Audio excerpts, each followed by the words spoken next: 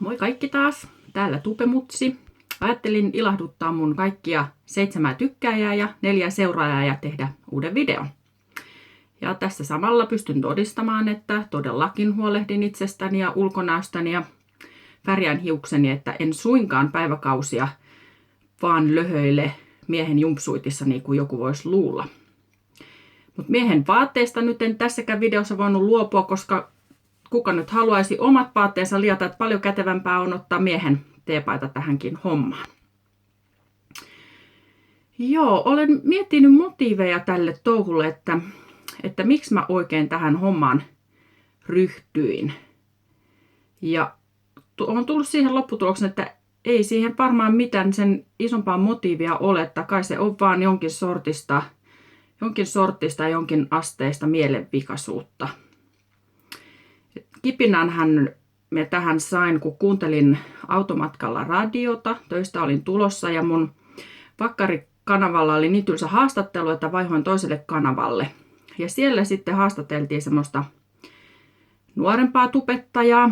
Ja siinä sitten haastattelussa kävi ilmi, että kaikki tubettajat ja tämä ilmiö niin pyörii lähinnä tällaisten parikymppisten ja sitä nuorempien ympärillä. Niin siitähän mulle sitten tietysti tuli idea, että miksei voisi tällainen 40, lähes 40, en siis ihan vielä ole, niin 40 nainenkin ruveta tubettaa. Se ajatushan kuulosti niin absurdilta, että siinä alkoi olla niin kuin jotain järkeä. Mutta jos tiedätte jonkun mun ikäisen suomalaisen naistubettajan, niin vinkatkaa. Haluaisin ehdottomasti tietää, onko semmoisia. Joo, ja sitten oikeastaan sain vaan niinku lisää vettä myllyyn, kun aloin tätä ideaa kaupitella mun teineille. Ja ne kommentit oli sellaisia ja ilmeet ja kaikki, että sain niin monet hyvät naurut, että ajattelin, että tässä jutussa on jotain. Et ehkä siinä on sellaista sairasta huumorintajua myös, vaikka mitään huumorivideoitahan nämä ei ole. Et yksi mun teinin kommentti olikin, että ethän sä oo edes hauska. No en mä ookaan hauska, kun mä oon vaan nolo. Et mullahan on sellainen sanonta jostain niin kun asioista ja vaatteista, että jos joku on tarpeeksi ruma, niin se alkaa oikeastaan olla niin kuin kaunis. Niin päätisikö tähän sitten joku sellainen, että jos joku on tarpeeksi nolo, niin sitten se on, niin, no sitten se on vaan tosi nolo. Et onhan tää vähän nolo mulle itsellekin, kun kattelin sitä viimekertaista videoa, niin on siinä hirveän vakava ja hirveän väsynyt ja jotenkin jäykkä. Enkä kuulosta itseltäni, puhun ihan eri kieltäkin. Eihän se ole edes mun oikein murre, mitä mä siinä puhun. Ja näköjään nytkin puhun. Ja sitten kun mun nuorin lapsi oli eskarissa sit mennyt tätä markkinoimaan jo eskaritätille, että mun äiti tubettaa, että kato Tupemutsia, niin kyllä mun tuli hirveä kiire sitten vaihtaa puheenaihetta, että en mä niin kuin ole kyllä tätä niin kuin kasvotusten valmis edes kellekään myöntämään. Että tuossa Facebookissa on kyllä linkittänyt sen mun seinälle, mutta vähän noloa sekin kyllä oli. Joo. Että semmoista. Että se on ehkä se nolousmomentti, mikä tässä nyt ainakin ensi alkuun on se motiivi. Ja sitten mä oon kyllä vähän sellainen, että jos mä saan jonkun päähänpiston, niin aika herkästi rupean sitten toteuttamaan, että tuossa 2-3 vuotta sitten sain sellaisen päähänpiston, että lähden Norjaan keikkatöihin ja eikä siinä sitten mennyt kuin muutama kuukausi, niin mä tosiaan olin siellä.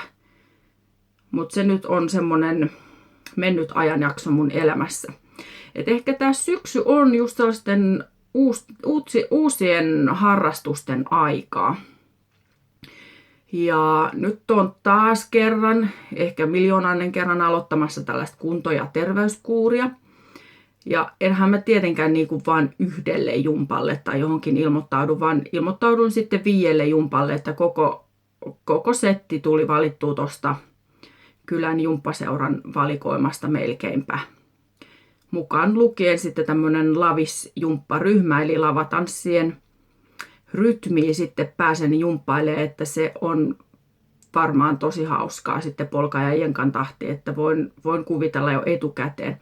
Ja itse asiassa mun olisi jo eilen pitänyt mennä siihen ensimmäiselle tunnille, sama kuin siihen kuntosaliryhmään, mutta mulla oli niin flunssainen ja kipeä olo. No tietenkin aina on jotain, kun pitäisi aloittaa liikkumaan, mutta kyllä mulla niin kuin oikeasti oli kurkku kipeä ja tosi vetämätön olo ja lihakset ja luut ja kaikki kipeänä. Semmoista se on, kun tulee näin vanhaksi. Että mun piti ihan tätä videon tekemistäkin lykätä, kun oli semmoinen raaskuolo. Söin sitten ison pizzan tai puolet isosta perhepizzasta, että se siitä jumpasta ja terveydestä. Joo. Mitähän tässä nyt sitten muuta sanois? Niin, sellainen juttu vielä, että kun nyt mulla on tässä vastusta tässä tubetouhussa muutakin kuin nämä perheen sisäiset eriävät mielipiteet. Tämä tekniikkakysymys, sain heti kuulla, että ethän sä voi tehdä videoita, kun et osaa editoida, eikä sulla ole kamera. No mut hei, onhan mulla kännykkä, ja sillä mä voin sitten kuvata, tai nyt kuvata. Ja koska tosiaan en osaa editoida, niin tää on vaan tällaista tajunnan virtaa ja aivopierua. Eikä näköjään kovin sujuvaakaan sellaista. Joo, no, mutta tällaiset terveiset nyt tällä kertaa ja seuraavaa kertaa odotellessa.